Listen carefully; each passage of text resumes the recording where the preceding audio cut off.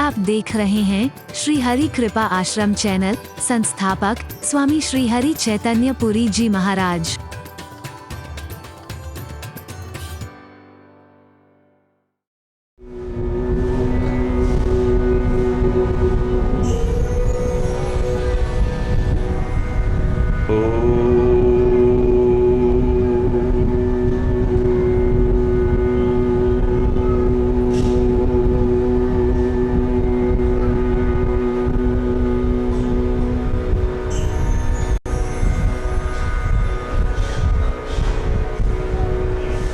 सर्वे भवन्तु सुखिनः,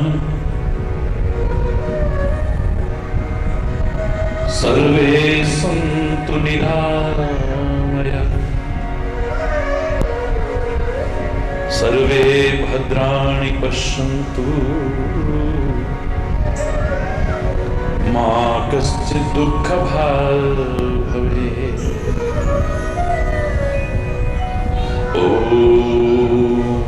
शांति शांति शांति।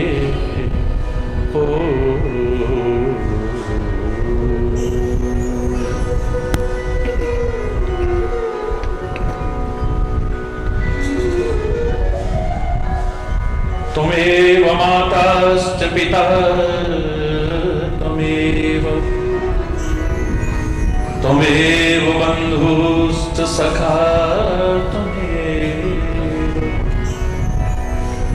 त्वमेव विद्या द्रविणं, त्वमेव सर्वं मम देव देव। ॐ शान्ति शान्ति शान्ति।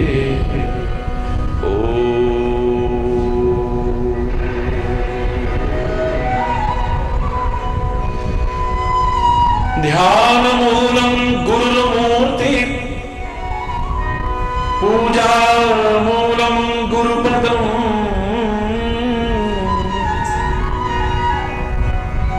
मंत्रमूलं गुरुवाक्यम्, मोक्षमूलं गुरुकृपा।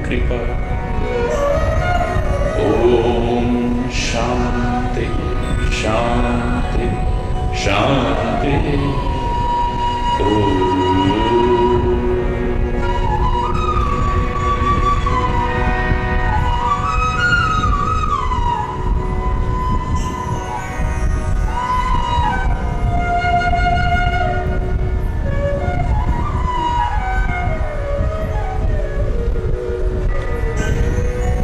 मुकुंद माधव गोविंद केशव माधव हरि हरि बोल। मुकुंद माधव गोविंद केशव माधव हरि हरि बोल। मुकुंद माधव गोविंद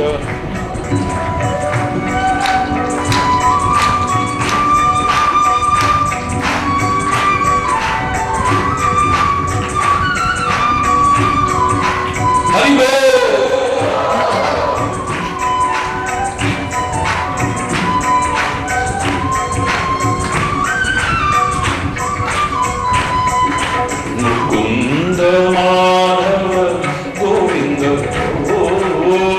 केशव माधव हरि हरि बोल।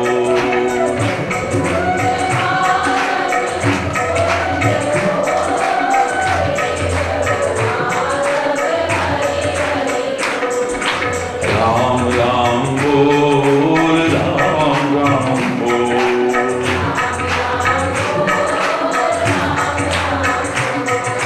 राम राम बोल, राम राम बोल।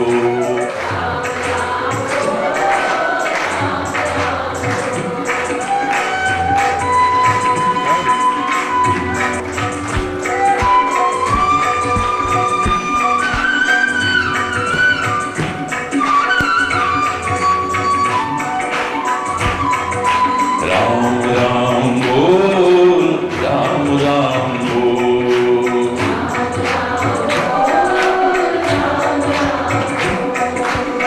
कृष्ण कृष्ण बोल, कृष्ण कृष्ण बोल।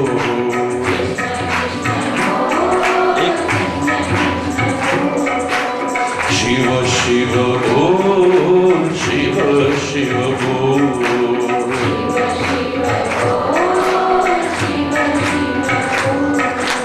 शिव शिव बोल, शिव शिव बोल।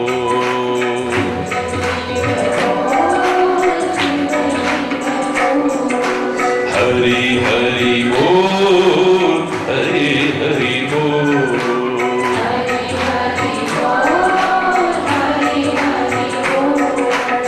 जय मां बोल, जय मां बोल।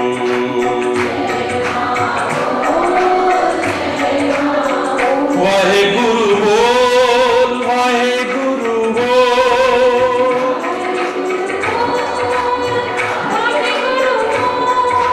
वाहे गुरु बोल, वाहे गुरु बोल।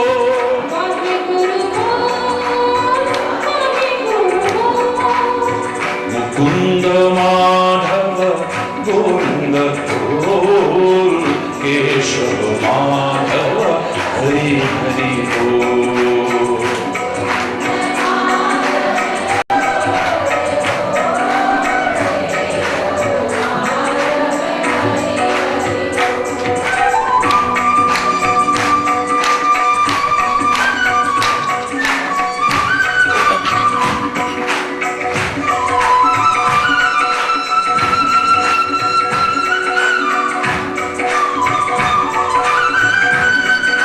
हरि बोल।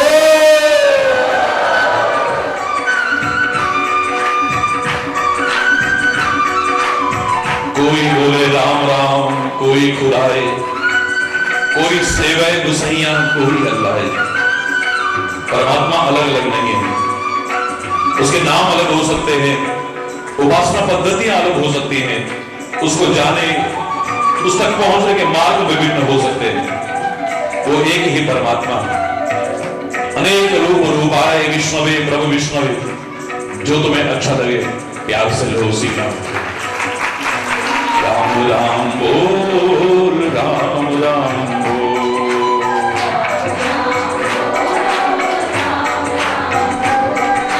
कृष्ण कृष्ण बोल, कृष्ण कृष्ण बोल।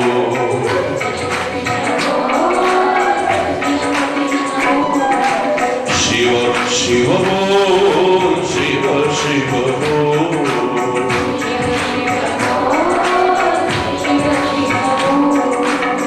जय मां बोल, जय मां बोल।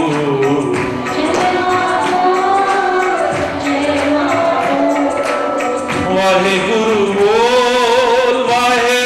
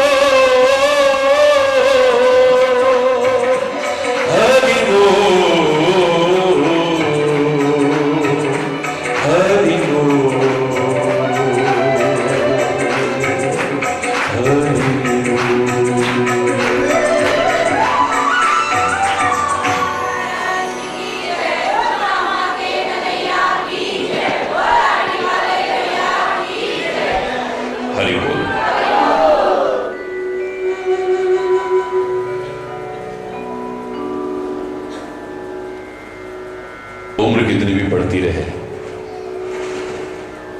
हालांकि बढ़ती तो क्या है, घटती है। अवस्था कोई भी होती रहे लेकिन बचपना ना खोए कभी। जैसे बालपन में सरलता होती है, सहजता होती है, स्वाभाविकता होती है, वास्तविकता होती है, निष्कपटता होती है, निष्कलंकता होती है, निर्विकारता होती है। ऐ परमात्मा, इस शरीर की अवस्था कोई भी हो वही बनाए रखना बस। कई बार कह देते हैं महाराज जी भी बिल्कुल बच्चों जैसे, तुम्हारे वचन सिद्ध हो महाराज जी, हमेशा बच्चे ही बने रहे बस। बाल चरित हरि चरित सुहाए।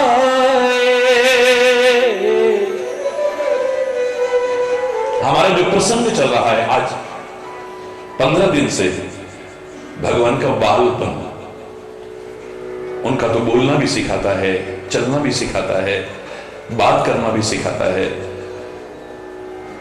क्योंकि सब कुछ मधुराधिपतेर अखिलम मधुरम, बड़ा मधुर मधुर है, प्यारा प्यारा है। लेकिन बालपन में भी उन्होंने वो शिक्षा दे दी कि दुनिया वाह वाह करती रहती, वाह वाह करती रहती। मैं नहीं कह रहा कि परमात्मा में चपलता नहीं थी, चंचलता नहीं थी, लेकिन बाल सुलभ चंचलता थी, बाल सुलभ चपलता थी, जिसमें कहीं कोई खोट नहीं है, जिसमें कोई विकार नहीं है, जिसमें कोई विकृति नहीं है, जिसमें कोई गंदगी नहीं है।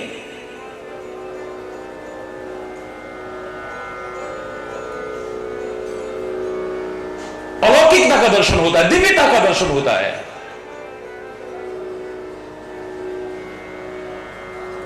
कन्हैया के बचपन को देखें तो, श्री राम के बचपन को देखें तो, बड़े बड़े महापुरुषों के बचपन को देखें तो देखते ही रह जाते हैं।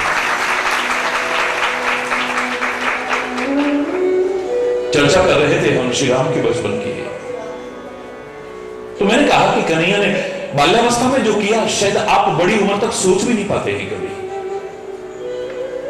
एक छोटे से बच्चे के मन में आता है कि मेरे ब्रज का सारा दूध दही माखन कितना दुरुपयोग हो रहा है कंस के दरबार में।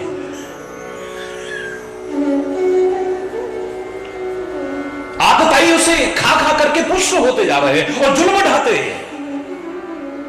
कंस की नारियां उससे स्नान करती हैं, अमृत के समान वो दूध नालियों में बहता है, तिरस्कार होता है उसका, अपमान होता है उसका। रोकना है इसे। पहले बैरियर लगाया, दान घटी आपने देखी होगी, यहां गीत भी प्रचलित हैं, तू दे जा ददी को दान गुजरिया बरसाने वारी। चुंगी का विधान किया कि कुछ तो कम से कम बचेगा, लेकिन चुंगी चोर उस समय भी होते थे। कोई गोपी उधर से भागती थी, कोई उधर से भागती थी, क्योंकि उस समय वन थे, ब्रज में 12 वन थे, उसमें से पंचम प्रमुख वन काम वन, यानी कामों में आप आज बैठ करके सुनने का सौभाग्य प्राप्त कर रहे हैं। जैसे हमारे शास्त्र आदि वृंदावन धाम कहते हैं, भगवान श्री कृष्ण की लीला स्थली का, क्रीड़ा स्थली होने का जैसे गौरव प्राप्त है, उस भूमि पर बैठे हैं आप, जहां गाय चराई है मेरे कन्हैया ने, ये वो भूमि है। जहां राक्षसों का वध किया है, ये वो भूमि है। जिस भूमि पर मुंह खोल करके मां को ब्रह्मांड के दर्शन, त्रिलोक के दर्शन कराए हैं, ये वो भूमि है। प्यार का संदेश दिया है जिस धरा से, ये वो भूमि है, वो दिव्य अलौकिक भूमि है। आज तो चंद स्वार्थों के लिए हमने वनों का ही सफाया कर दिया है, वन्य जीवों का ही सफाया कर दिया है।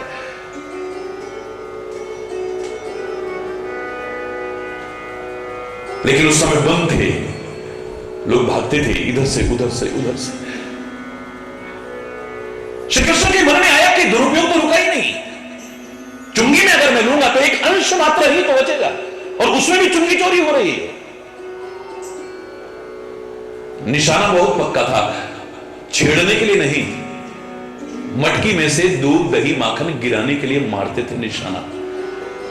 उन आतताइयों के पेट में जाने से उसकी नालियों के द्वारा नालियों में बहाने से तो अच्छा है उस धरा पर गिरे जिसकी हरी हरी घास खाकर मेरी गाय अमृत के समान दूध देती है। वो कंकड़ी मारता है। आज लोग शंका करते हैं वो कंकड़ियां मारता था, कैसा भगवान था?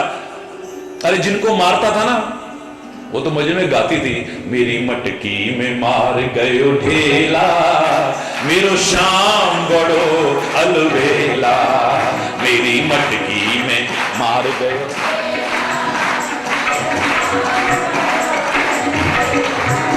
मेरी मटकी में मार गयो ढेला, मेरो शाम बड़ो अलबेला, मेरी मटकी में।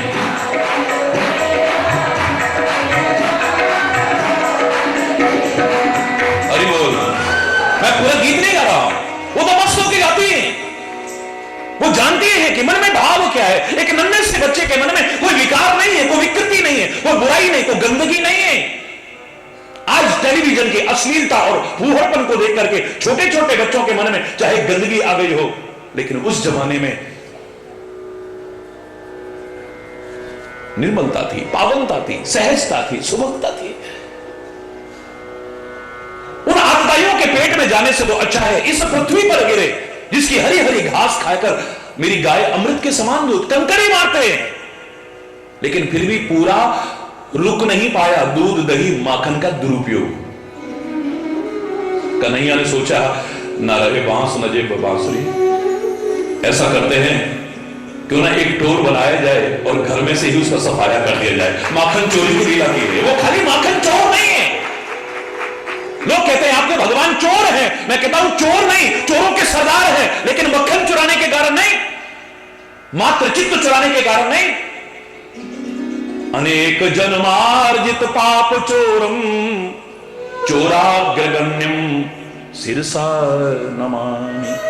मेरे शास्त्र कहते हैं वो चोर नहीं, चोरों का सिरमौर है, चोरों का सरदार है, लेकिन मक्खन चुराने के कारण नहीं, मात्र चित्त चुराने के कारण नहीं। अनेक जन्मार्जित पाप चोरम, जो उसके सम्मुख हो गया, जो उसकी शरण में आ गया, जन्म जन्मांतर के सारे पापों का हरण कर लेता है, सारे दुखों का हरण कर लेता है, क्लेशों का हरण कर लेता है। इसलिए उसका एक नाम हरि भी है। हरि बोलना या जोर से बोलो। हरि माने हरने वाला, तुम्हारी विपदाएं हरने वाला, तुम्हारे संकट हरने वाला, तुम्हारी पीड़ाएं हरने वाला, तुम्हारी व्यथा हरने वाला, तुम्हारे पापों को हरण करने वाला। शायद इसलिए लोग प्रार्थना करते थे, हरि तुम हरो जन की पीर, हरि तुम हरो जन की पीर, हरि तुम।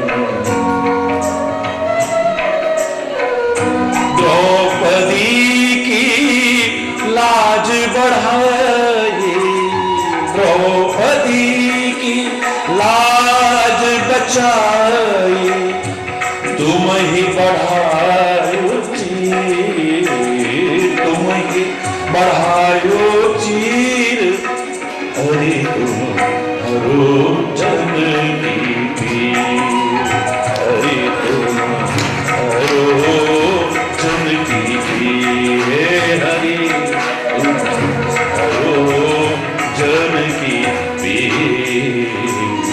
मैं पूरा भजन नहीं सुना रहा, वो हर लेता है सब कुछ। तुम्हारा धन नहीं, तुम्हारी संपत्ति नहीं, तुम्हारी जायदाद नहीं। श्री राम कहते हैं सन्मुख होए जीव मोहि जबहि, जन्म कोटि अगनासहि तब। जीव जैसे ही मेरे सन्मुख होता है, जन्म जन्मांतर के उसके पाप नष्ट हो जाते हैं, हरण कर लेता है। चुरा लिया उसने। अगर चोरी होती तो किसी के घर में चोरी हो किसी को अच्छा लगता है क्या? पर गोपियां तो मुग्ध हो जाती थी, झांक झांक करके देखती थी चोरी करते हुए, अपने आप को धन्य मानती थी, भाग्यशाली मानती थी। और जिसके घर में चोरी नहीं करता था आकर के कोसती थी अपने भाग्य को, ऊपर से बहाने बनाती थी मां यशोदा के पास शिकायत का, लेकिन अंदर ही अंदर तो अपने आप को परम सौभाग्यशाली मानती है। जानबूझ करके छुपा छुपा के रखती है, ये आएगा, इसी बहाने आएगा, मेरा घर भी पवित्र होगा, मेरा घट भी पवित्र होगा, मेरा सब कुछ पवित्र हो जाएगा, मेरा उद्देश्य कोई कथा करना नहीं है, लेकिन कितनी अलौकिकता है, कितनी दिव्यता। एक नन्हे से बच्चे के मन में यह भाव आना कि मेरे ब्रज की गायों का अमृत समान दूध, कितना दुरुपयोग हो रहा है। आई कभी आपको समझ इतनी? एक छोटे से बच्चे के मन में आता है यमुना प्रदूषित हो चुकी है। कालिए नाग नहीं है वो प्रदूषण है, जहर फैल चुका है उसके अंदर। गेंद का बहाना बना करके कूदा है, वो कालिए नाग को दूर नहीं किया, प्रदूषण को दूर कर दिया है। 6 वर्ष की अवस्था से कम के बच्चे के द्वारा ऐसा अलौकिक कार्य होना क्या सिद्ध कर रहा है? पर्यावरण के लिए मैंने आपसे कल कहा कितना अच्छा संकेत देते हैं, जानबूझ करके कदमों के वृक्ष का सहारा लेकर के मुरली बजाते हैं। दुनिया का सहारा है, उसी को किसी के सहारे की आवश्यकता है। जो सबका सहारा है उसे किसी के सहारे की क्या आवश्यकता है? कभी गाय का सहारा लेकर के बांसुरी बजाते हैं तो कभी वृक्ष का सहारा लेकर के बजाते हैं। कम से कम इन वृक्षों का कटना बंद हो जाएगा जो मुझसे प्यार करते हैं। इन गायों का कटना बंद हो जाएगा, गायों की दुर्दशा बंद हो जाएगी। जब कन्हैया इसकी सेवा कर रहा है, कन्हैया इसका सम्मान कर रहा है, कन्हैया इसका सत्कार कर रहा है, तो हमें भी गाय का सम्मान करना चाहिए, गाय की सेवा करनी चाहिए।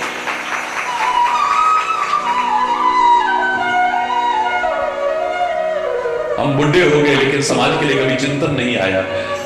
एक 6 वर्ष के कम अवस्था के बच्चे के अंदर ऐसा चिंतन आना, वाह वाह, अली बोल रहा, कौन वाह वाह कर नहीं उठेगा? और मैंने आपसे कहा कि जिसके जीवन की शुरुआत जहर से होती है, पैदा होते सबसे पहले पूतना मारने आई है, जहर भरा दूध पिलाकर के मारने आई है। वो चाहे मारने आई लेकिन ये तो तारने आया है ना, उसको भी तार दिया है। जीवन की शुरुआत जहर से होती है और जीवन का अंत भी जहर से होता है। भगवान का अंत नहीं हो तो अनंत है, लेकिन जहर बुझा तीर लगता है चरणों में। जराराम के व्याध के द्वारा इस लौकिक लीला को संपूर्ण करते हैं मेरे कन्हैया। क्या संदेश है दिव्य! जहर से शुरुआत, जहर पर अंत, लेकिन दुनिया को अमृत बांट गया है। गीता का अमृत बांट गया है, प्रेम का अमृत बांट गया है, गीता का अमृत बांट गया, अमृत ही अमृत। वाह वाह, कौन वाह वाह नहीं कर उठेगा? कौन? इसको कहते हैं बचपन। मैंने कल आपसे कहा, महाराज जी हमारे बच्चे बड़े चंचल है। क्या प्रॉब्लम है? बच्चे नहीं चंचल होंगे तो हम बुढ़े होंगे?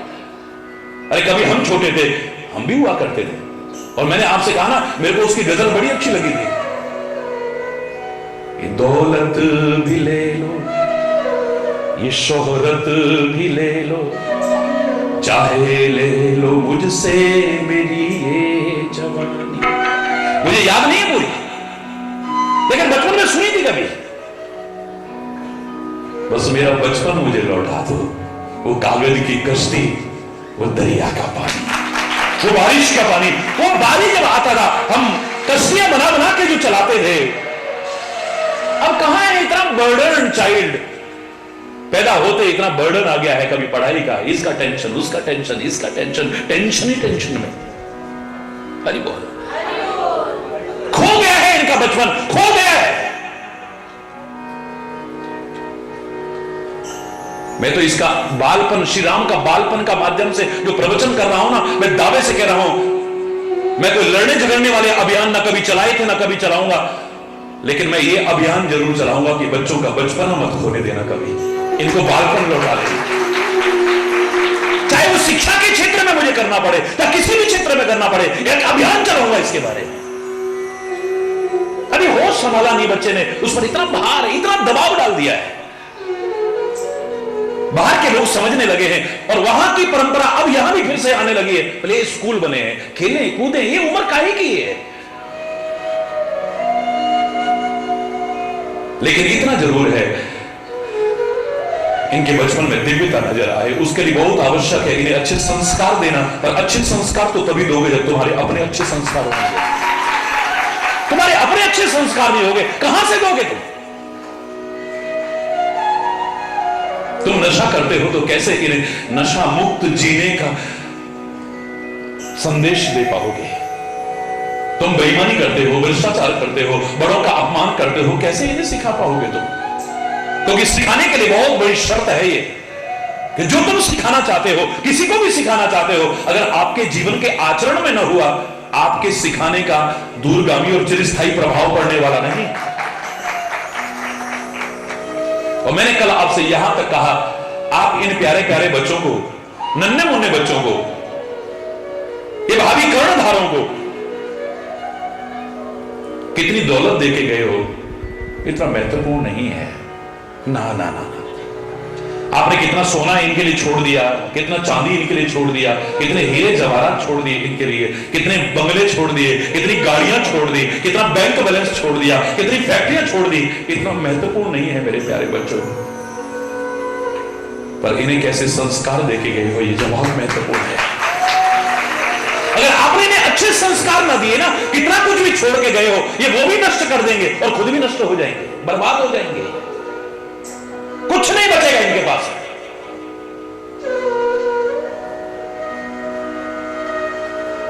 बचपन ही बता देगा ये क्या बनने वाले हैं। पूत के पांव पालने में दिख जाते हैं मेरे प्यारे बच्चों, बाल्यावस्था से ही नजर आना चाहिए भविष्य के गर्त में क्या छिपा है। एक अधिकांश प्रतिशत बाल्यावस्था के लक्षणों पर निर्भर करता है। हरि बोलना, कितने प्यारे। कल आपने सुना, विद्या अध्ययन के लिए जाते हैं तो जिस कार्य को भी करते हैं तन्मयता से करते हैं, एकाग्रता से करते हैं, परिपक्वता से करते हैं, निपुणता से करते हैं। गुरु गए गए पढ़न रघुराई,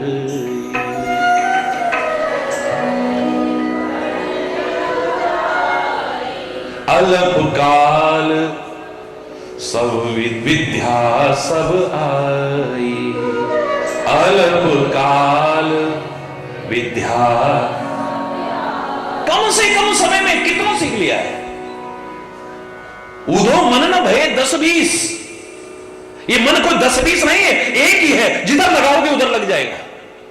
अगर आप इधर उधर मन लगाओगे, विद्या में मन लगेगा, शिक्षा में मन लगेगा, हो ही नहीं सकता है। गोपियां क्या कहती है? उधो कहता है, अरे ब्रह्म की आराधना करो, योग साधना करो तुम। मन न भये 10-20, एक हो तो सोई गयो श्याम संग, को आराधे ईश्वर। तेरे ईश्वर की आराधना कौन करे? एक मन था, वो तो कन्हैया हरण करके ले गया, अब दूसरा मन कहां से लाए हम?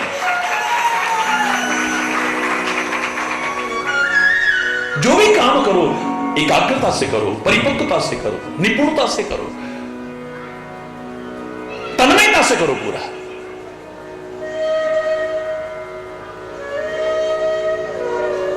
उसका प्रत्यक्ष परिणाम आपके सामने नजर आएगा आपको।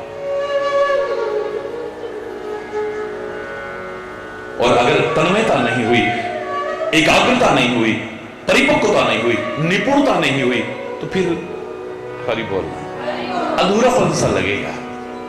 हो सकता है तुम डिग्रियां हासिल कर लो, लेकिन योग्यता हासिल नहीं कर पाओगे। और बिना योग्यता के डिग्रियां तुम्हें उपहास का पात्र बना देंगी। जरा तुम्हारे बोलते ही पोल खुल जाएगी, अरे तुम तो कह रहे थे इसने एमए पीएचडी कर रखी है, इसको तो बोलना भी नहीं आता है, इनके सब्जेक्ट का एक क्वेश्चन पूछा वो नहीं आता है, इसको मजाक उड़ाएंगे लोग तुम्हारा। ये खाली शिक्षा के क्षेत्र में नहीं है, किसी भी क्षेत्र में मात्र डिग्रियां नहीं, योग्यता हासिल करने की कोशिश करो, निपुणता हासिल कोशिश। विद्या विनय निपुण गुणशीला, परमात्मा श्री राम विद्या में भी निपुण है और विनम्रता में भी निपुण है। और मैंने आपसे कहा, विद्या का प्रतिफल यही है कि आपके अंदर विनम्रता आए, अकड़ ना आए। अकड़ तो मुर्दे की पहचान है, मुर्दा अकड़ता है, जीवित नहीं अकड़ता है। जीवित व्यक्ति के अंदर कहीं अकड़ आए तो you should consult your doctor. कमर अकड़ गई है, घुटने अकड़ गए हैं, जकड़ गए हैं, पकड़ गए हैं, सुखी नहीं रह पाओगे। ये अकड़ जकड़ खत्म होगी तभी सुखी रह पाओगे। करीब हो गई। विद्या का प्रतिफल यही है, आपके अंदर विनम्रता आ जाए। बड़े बड़े महापुरुषों को कई बार आप वैसे देखोगे ना, लगेगा नहीं इतने बड़े महान पुरुष हैं, इतनी सादगी, इतनी सादगी। देश के राष्ट्रपति ने भी कहा था, हरि चैतन्य को हमने इतना सादा देखा, तब मैंने इतना ही कहा था, credit goes to you not to me. Being a president you are so simple. संत को तो सादा होना ही चाहिए, सरल होना ही चाहिए, सहज होना ही चाहिए। लेकिन आप मेरी सादगी की प्रशंसा करते हैं। मैं जब बापू की बात याद करता हूं वर्तमान में, पुरानी बातें छोड़ो, अपनी सादगी तो बहुत बोनी सी नजर आती है। सारा विश्व चर्चा करता होगा कि महाराज जी खाली सादगी का भाषण नहीं, जीवन में सादगी को अपनाया है, पहनने में, खाने में, रहने में, हर तरह से। लेकिन गांधी की कहते हैं जब बाहर से आए, भारत का भ्रमण कर रहे हैं, और एक बार की बात है जब चंपारण बिहार में जा रहे थे, तो कहते हैं ट्रेन में 3rd क्लास में सफर कर रहे थे। एक सीट पर आकर के बैठे, बेटी ने इतना प्यारा भजन गाया, वैष्णव जन होते उन्हें कहिए, मुझे गांधी की याद आ गई है, इसके रचयिता उन महान भक्त की याद आ गई है। गांधी आकर के सीट पर बैठा है, दूर दूर से लोग महात्मा गांधी आ रहे हैं, महात्मा गांधी आ रहे हैं, महात्मा गांधी आ रहे हैं, दर्शन करने के लिए आ रहे हैं। ट्रेनें भर भर के चल रही हैं, ट्रेनें भर भर के चल रही हैं। लोग जैसे तैसे अपने साधनों से दौड़ दौड़ दौड़ दौड़ करके जा रहे हैं गांधी के दर्शन करने के लिए, बापू के दर्शन करने के लिए।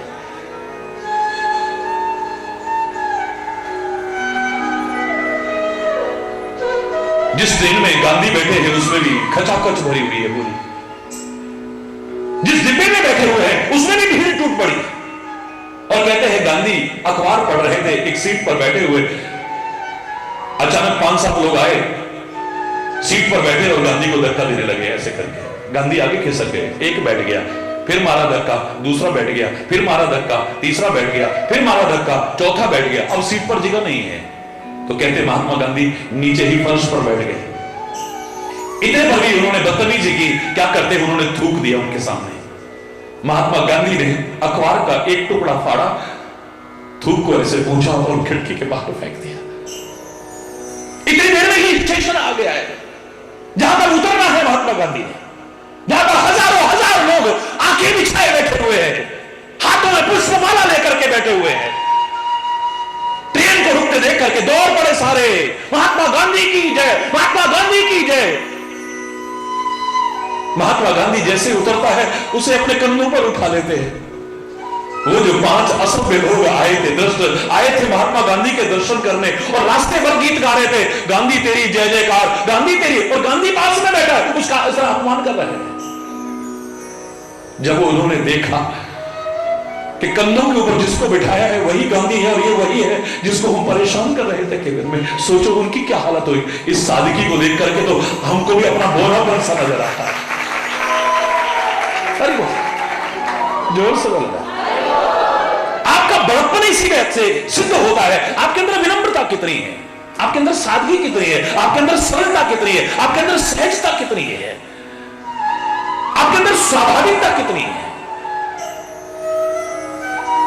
मैंने आपसे कहा विद्या ददाति विनय, विद्या तो विनय प्रदान करती है, लेकिन कुपात्र के पास जब जाती है, विद्या विवादाय धनम मदाय शक्ति परेशान परपीड़नाय। कुपात्र के पास जब विद्या जाती है वो विवाद करता है,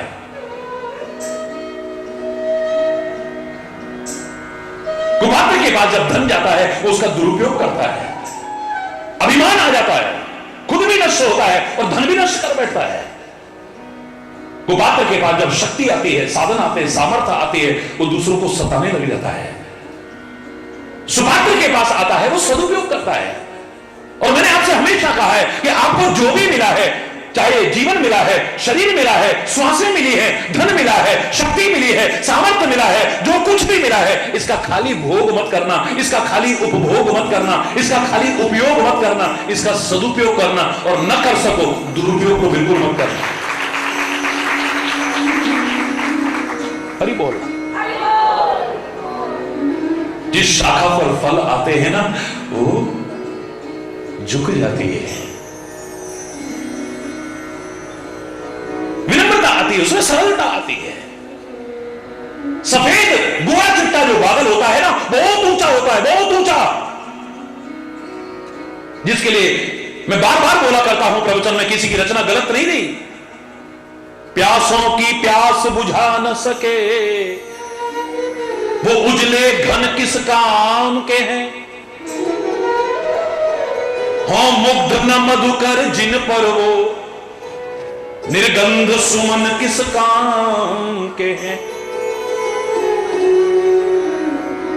प्यासों की प्यास बुझा न सके वो उजले घन किस काम, गोरे चिट्टे होंगे लेकिन सूखती खेती को हरियाली नहीं दे सकते, गर्मी से तपते हुए लोगों को शांति नहीं दे सकते, राहत नहीं दे सकते। होंगे बड़े गोरे चिट्टे, वो होंगे बहुत ऊंचे, बड़ा हुआ तो क्या हुआ, जैसा पेड़ खजूर, पंथी को छाया नहीं और फल लागे अति दूर, किस काम का है। प्यासों की प्यास बुझा न सके वो उजले घन किस काम के हैं, और मुग्ध न मधुकर जिन पर वो निर्गंध सुमन किस काम के हैं। है घास फूस की कुटी भली जिसमें कि हरि गुणगान रहे, और बिन हरि चर्चा ऊंचे हो महल वो बंगले व भवन किस काम के हैं, किस काम के हैं।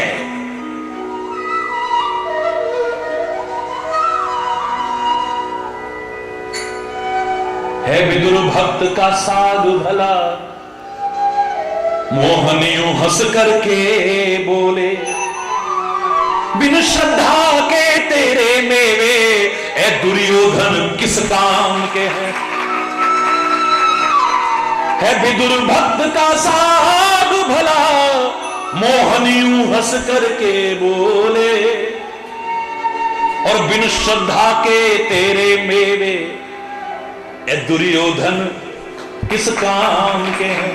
प्रिय स्वतंत्रता के आंचल में अमृत समान है शुष्क चने, दासता की श्रृंखला में जकड़े खटरस व्यंजन किस काम के। अरे बोल रहा है, जोर से बोल रहा है। वो सूखे सूखे बादल होंगे, गोरे चिट्टे, बहुत ऊंचे होते हैं, लेकिन जब इनमें रस भर जाता है, जल भर जाता है, वो बादल नीचे झुकाते हैं। जब इनमें कुछ आ जाता है, ये नीचे आ जाते हैं। पहाड़ों में जाओ ना, यहां तो उत्तराखंड की बहुत बड़ी हाजिरी लगी हुई है, हाथ उठाओ जरा, कितने लोग हैं। ये देखिए, अब उत्तराखंड की तो बहुत बड़ी संख्या है यहां पे। जब हिमालय में जाते हैं ना, उत्तराखंड में जब जाते हैं या कहीं भी पहाड़ों में जाते हैं, कई बार तो लगता है कि बादल भी हमसे नीचे हैं, हम उनसे ऊपर हैं, इतने झुक जाते हैं। क्या विनम्रता है, क्या सरलता है, क्योंकि इनमें कुछ आ गया है, कुछ आ गया है, कुछ आ गया है।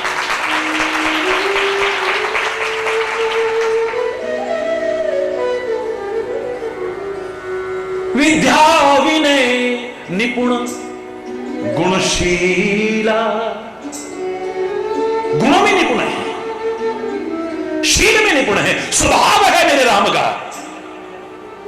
हम में से अधिकांश, मैंने कल भी कहा, स्वभाव है ही नहीं। आप लोग कह देते हो इसका ऐसा स्वभाव है, इसका ऐसा स्वभाव है, बड़े बड़े विद्वान भी कई बार कह देते हैं। स्वभाव, हंसी आती है। स्व मने अपना, भाव जिसको हो वो स्वभाव कहलाता है। कहां है तुम्हारा स्वभाव? तुम्हारा भाव दूसरे के भाव से परिवर्तित होता है, स्वभाव नहीं है। किसी ने मान सम्मान कर दिया, तुम्हारा स्वभाव कुछ और हो जाता है। जरा किसी ने अपमान कर दिया तो अय्यो, फिर देखो जी, अरे बोल ना, जोर से बोलो ना। किसी ने प्रशंसा कर दी, स्वभाव कुछ और है। किसी ने आलोचना कर दी तो कहीं गए, हमारी बड़ी पूछ हो गई, वैसे पूंछ जानवरों की होती है, पता नहीं आदमी क्यों चाहता है जब नहीं होती तो कहते मेरी पूंछ ही नहीं है यहां तो, सारी बोलना नहीं काय के लिए पूछ चाह रहा है ये? तू कुछ ऐसा बन, सारी दुनिया पूछेगी तुझे। बनना इस लायक, जरा तुमको किसी ने कुछ पूछ लिया, तुम्हारी कदर कर दी, तुम्हारा स्वभाव कुछ और है, जरा किसी ने इग्नोर कर दिया, स्वभाव कुछ और है।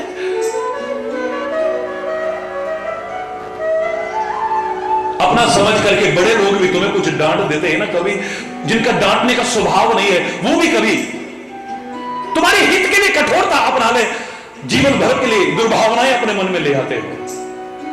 मेरी मम्मी ने ऐसा कह दिया, मेरे पापा ने ऐसा कह दिया, मेरे गुरु महाराज ने मुझसे ऐसा कह दिया, उसने ऐसा कह दिया। अरे बोल रहा है, तुम्हारे स्वभाव की सारी पोल एक सेकंड में खुल जाती है, तुम जिसको कहो उसकी पोल खोल देंगे।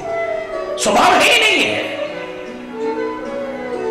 राम का स्वभाव है उमा राम स्वभाव जेहि जाना, ताहि भजन तजि भाव न आना।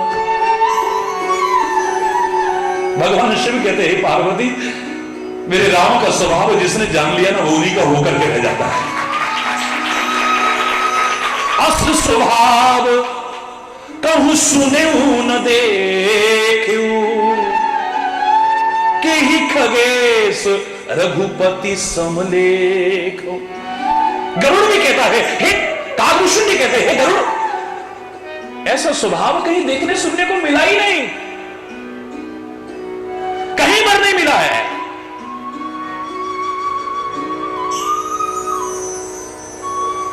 जनमत मरत फिरत जग माही, सारे में भ्रमता फिरा में, लेकिन ऐसा स्वभाव देखने को नहीं मिला जो मेरे गुरु महाराज का है, जो मेरे परमात्मा का स्वभाव है, मेरे संतों का स्वभाव है, जो सज्जनों का स्वभाव है। ऐसा स्वभाव कहीं देखने को नहीं मिला है। स्वभाव से तात्पर्य अच्छों का ही नहीं होता है, बुरों का भी स्वभाव, उसको भी स्वभाव, वो अपने स्वभाव में एक दूसरे व्यक्ति के साथ कितना भी आप अच्छा करो वो बुरा ही करेगा, उसका स्वभाव है। आप उसका भला भी चाहो, उससे कहेगा अच्छा ये क्यों कर रहा है, जरूर कोई बात होगी, हरी बोल ना, जोर से बोलो ना, और जोर से बोलो ना, जरूर ये इसकी इसमें भी कोई चाल होगी। आप कितने भी निर्मल मन से, निश्चल मन से, निस्वार्थ मन से बड़े प्यार से अभिवादन करो, नमस्कार करो, आमंत्रण दो, जरूर इसमें कोई हरी बोल ना, जोर से बोलो। बिच्छू का अपना एक स्वभाव है, सर्प का अपना एक स्वभाव है, अग्नि का अपना एक स्वभाव है, संत का अपना एक, कल मैंने आपसे कहा ना, अंजलि स्थानी पुष्पानी वासयन्ते करद्वयम्। अंजलि में जब पुष्प रख दिए गए, दोनों हथेलियों को बराबर खुशबू देते हैं, यह है संत की विशेषता। एक हथेली पुष्प को उजाड़ती है, यही तो करते हो जब वृक्ष में से या पौधे में से तोड़ते हो तो एक हथेली उसे उजाड़ती है, दूसरी सहारा देती है। हरी बोलना, फूल चुनते हुए यही तो करते हो आप, और क्या करते हो। लेकिन जब अंजलि बना करके दोनों हथेलियों को इकट्ठा करके इसमें रखे गए वही पुष्प, उन्होंने नहीं कहा कि इसने तो मुझे उजाड़ा था, इसे खुशबू न दूं, इसने मुझे ऐसे समय में आड़े वक्त में सहारा दिया था, इसको ज्यादा खुशबू दे दूं, समान सुगंधी देती है। वो कबीर की तरह बीच बाजार में खड़ा होकर भी कहने को तैयार है, कबीरा खड़ा बाजार में मांगे सबकी खैर,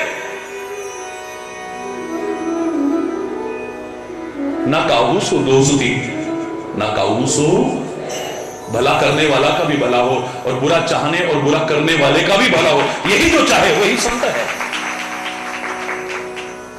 मेरे परमात्मा का स्वभाव है, संत का स्वभाव है, और स्वभाव में निपुण है, निपुण।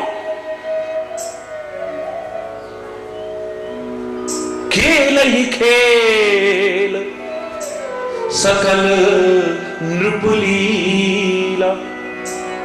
ऐसा नहीं कि सब योग्यताएं हासिल करते हुए, विद्या हासिल करते हुए खेलते ना हो। राम जी खेलते हैं, मेरे कन्हैया के भी खेलने के उदाहरण मिलते हैं, मेरे राम जी के भी खेलने के उदाहरण मिलते हैं। इन बच्चों को शारीरिक शिक्षा जो स्कूलों में दी जाती है, काहे के लिए दी जाती है? तरह तरह के खेलों का जो विधान रखा गया है, काहे के लिए? इनका शारीरिक स्वास्थ्य भी अच्छा बने। शरीर का स्वस्थ होना भी बहुत अच्छी बात है।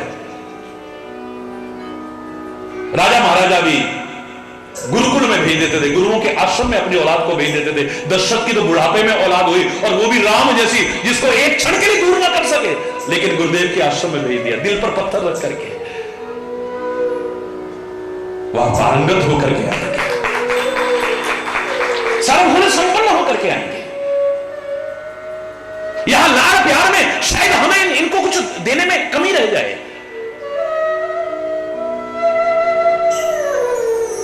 वहां झाड़ू भी लगाते हैं, लकड़ियां भी बीन के लाते हैं, कुल्हाड़ी भी चलाते हैं, फावड़ा भी चलाते हैं, गोबर भी उठाते हैं।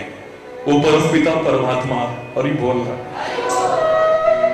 कृष्ण सुदामा का जो चरित्र आया, उसके पीछे क्या था? दोनों लकड़ियां बीनने गए जंगल में, गुरुदेव ने चने दे दिए।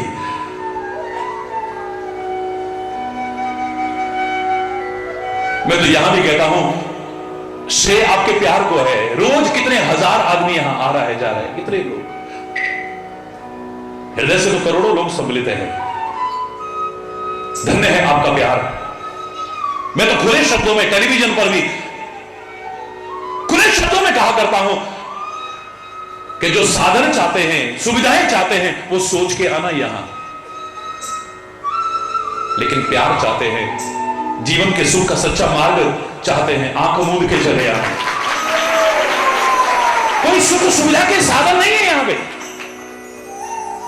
धन्य है आप, सीढ़ियों पर सोए होते हैं, छतों पर सोए होते हैं, सड़कों पर सोए होते हैं।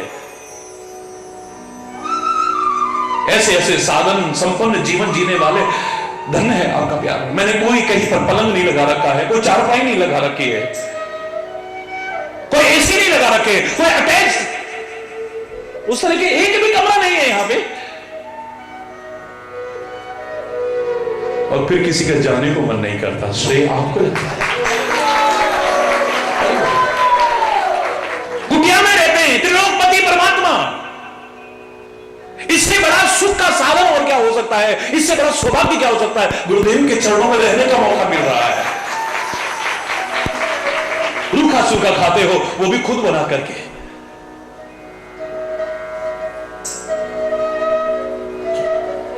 हरि बोलना।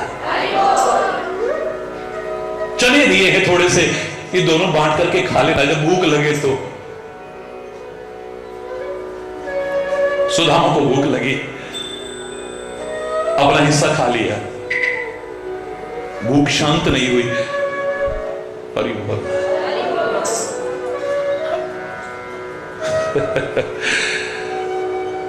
मैं कोई कथा नहीं कर रहा हूं,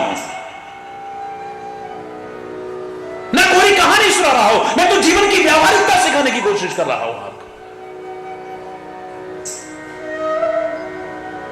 क्या हुआ इसमें नहीं पढ़ रहा मैं, लेकिन वहां कठोर जीवन जीते थे। उसका नाम ही आश्रम था। आकर के श्रम करिए, जहां आकर के श्रम करने की प्रेरणा मिले, जीवन के कार्य क्षेत्र में आगे श्रम के महत्व को स्वीकार कर सके हम, मेहनती जीवन को, क्योंकि God helps those who help themselves. हिम्मत मर्दा मदद खुदा, जो खुद कोशिश करते हैं वो परमात्मा भी उसकी सहायता करता है। यहां से जाकर के श्रम करने की, मेहनत करने की प्रेरणा ले सके, उसको कहते हैं आश्रम। जहां आकर के कुछ ऐसा संदेश मिले और उसे अपनाया, तो ये बार बार जन्मने मरने का जो श्रम है ना, ये भी खत्म हो जाए, उसको कहते हैं आश्रम। पुनरपि जन्मम पुनरपि मरणम पुनरपि जननी जठरे शयनम। बार बार जन्मना, बार बार मरना, बार बार इस घोर नरक में आना। हरि बोल रहा, ये श्रम आपका खत्म कर दे, जो उसे कहते हैं आश्रम। पर आजकल तो आश्रम जाति देखकर आश्रम, हरि बोलना, आश्रम जाति देखकर, ये मैंने बहुत पहले लिखी थी जब मैं कॉलेज में पढ़ा करता था। आश्रम जाति देखकर आश्रम बढ़ रहा, वैभव है बस है त्याग कम, हो पलायन है रहा सद्भाव का।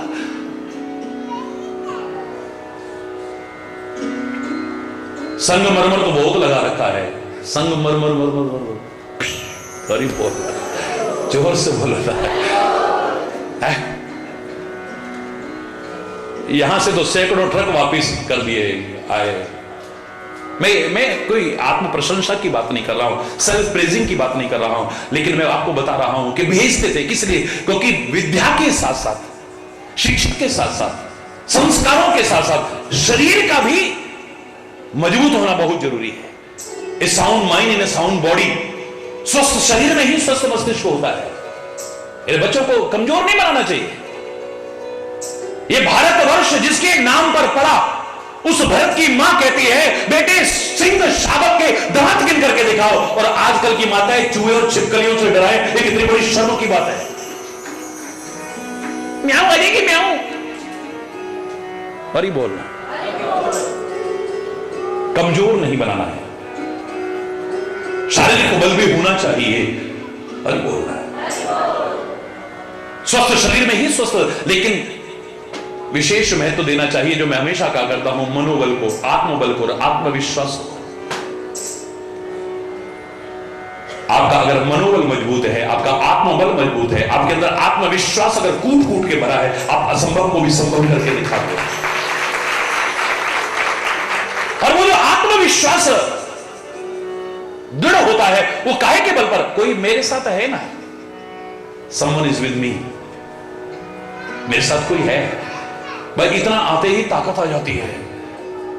सुग्रीव की हिम्मत जो बाली को ललकारे, लेकिन अर्धरात्रि में बाली, तो भी पता है कि इससे कोई। विभीषण की ताकत है जो ललकारे रावण को, भ्राताशी नहीं है रावण।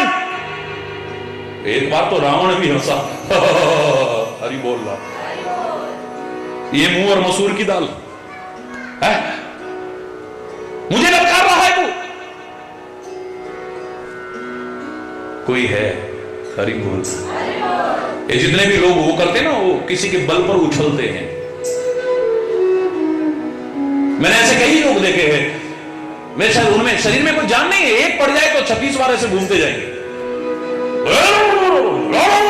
ऐसे उछल रहे। बाबा बेटा तू नहीं उछल रहा, तेरे पीछे कोई है, हरि बोल, जोर से बोल। लेकिन ये दुनिया के लोग जिन पर तुम भरोसा करके उछल रहे हो ना, ये कब धोखा दे जाएंगे पता भी नहीं चलेगा।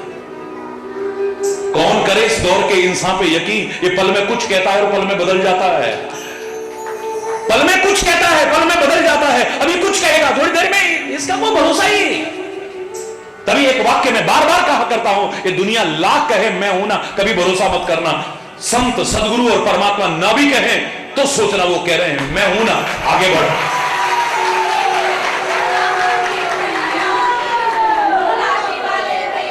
मैं हूं ना तेरे साथ, काहे को घबरा रहा है?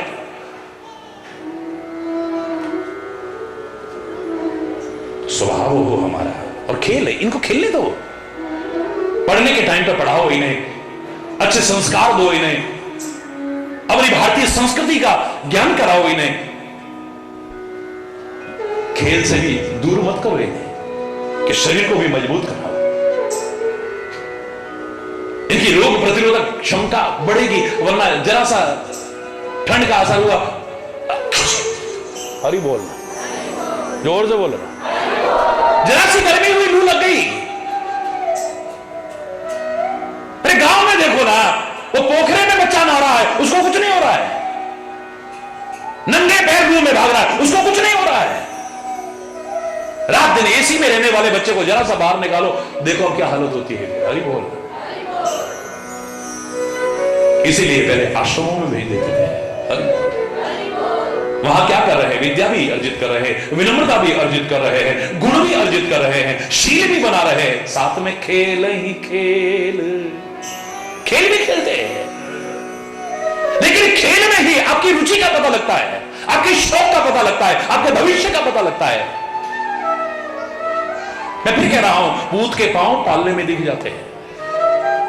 हां, आपका प्रयास वांछनीय है, उसमें अपेक्षित है आपका प्रयास। इन पर जबरदस्ती थोपो मत कुछ भी। इनकी देखो रुचि किधर आगे बढ़ने की है, बस उसमें सहायता प्रदान करो।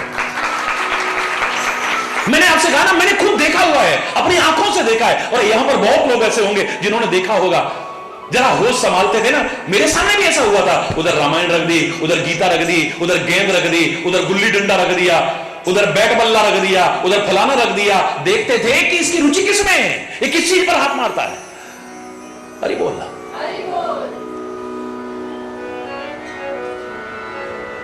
फिर सहायता देते थे उसी क्षेत्र में उसे आगे बढ़ने के लिए, अगर सही है तो, बशर्ते कि सही हो, सुसंस्कारित करके उसे।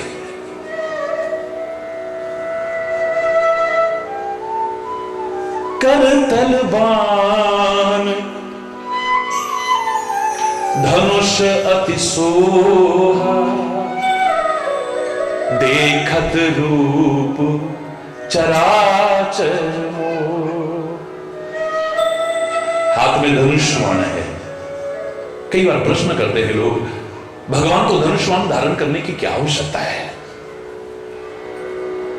ये अस्त्र शस्त्र धारण करने की क्या आवश्यकता है? ये शंकर को त्रिशूल धारण करने की क्या आवश्यकता है? ये दुर्गा माता को विभिन्न आयुध धारण करने की क्या आवश्यकता है?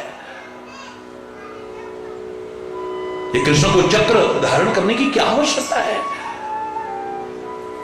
विभिन्न देवी देवताओं के जो अस्त्र शस्त्र हैं, इनकी क्या आवश्यकता है? अच्छा प्रश्न है। उनको आवश्यकता नहीं है, लेकिन मुझे लगता है वो इसलिए धारण करते हैं, आपको उनकी शक्ति पर पूरा भरोसा नहीं होता है। उनके अंदर क्या है आप जानते रहिए, बस दिखावा ऊपर का, बाहर जब तक ना हो आपको अंदाजा नहीं आता है। वो कहते हैं तुम्हें अस्त्र शस्त्र धारण करने की आवश्यकता नहीं है, तुम्हारी रक्षा हम करेंगे ना, ये विश्वास अपने मन में धारण करो। लेकिन आजकल तो बाबा जी भी कोई बंदूक का लाइसेंस लेने को तैयार है, कोई पिस्तौल का लाइसेंस लेने को तैयार है, बड़े खुश होंगे, हम पे तो बंदूक का लाइसेंस है। हरि बोल। हाँ, आजकल के तथाकथित 80% लोगों के पास अवैध हथियार है। हरि बोल। इस सर्वे कहता है, दुनिया से कहेंगे जाको रखे साइया, मार न सके कोई, बाल न बांका कर सके चाहे सब जग भेरी हो। जाको रखे साइया, मार न सके कोई, बाल न बांका कर सके चाहे सब जग भेरी हो।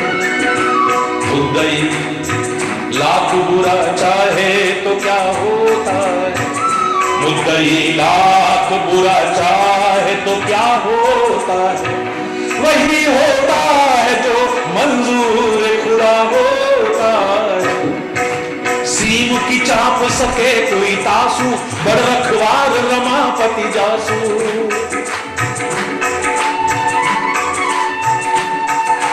जाको रख साइया, मार न सके को, मार न सके को, बाल न बांका कर सके चाहे सब जग वैरी हो। हरि बोल, हरि बोल, हरि बोल, हरि बोल।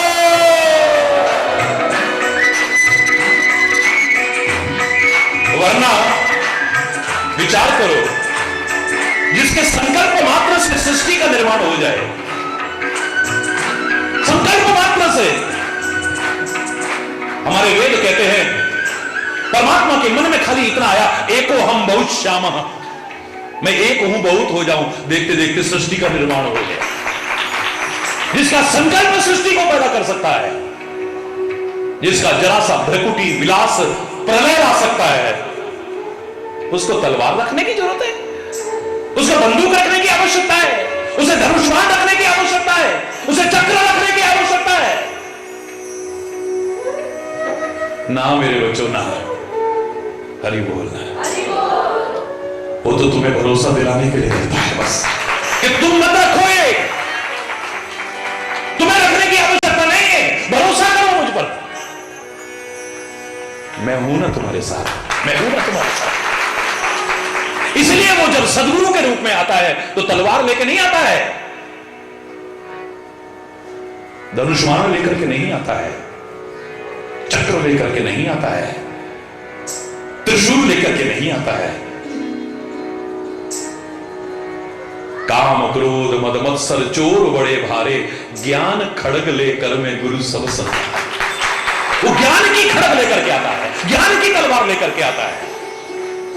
हरि बोल।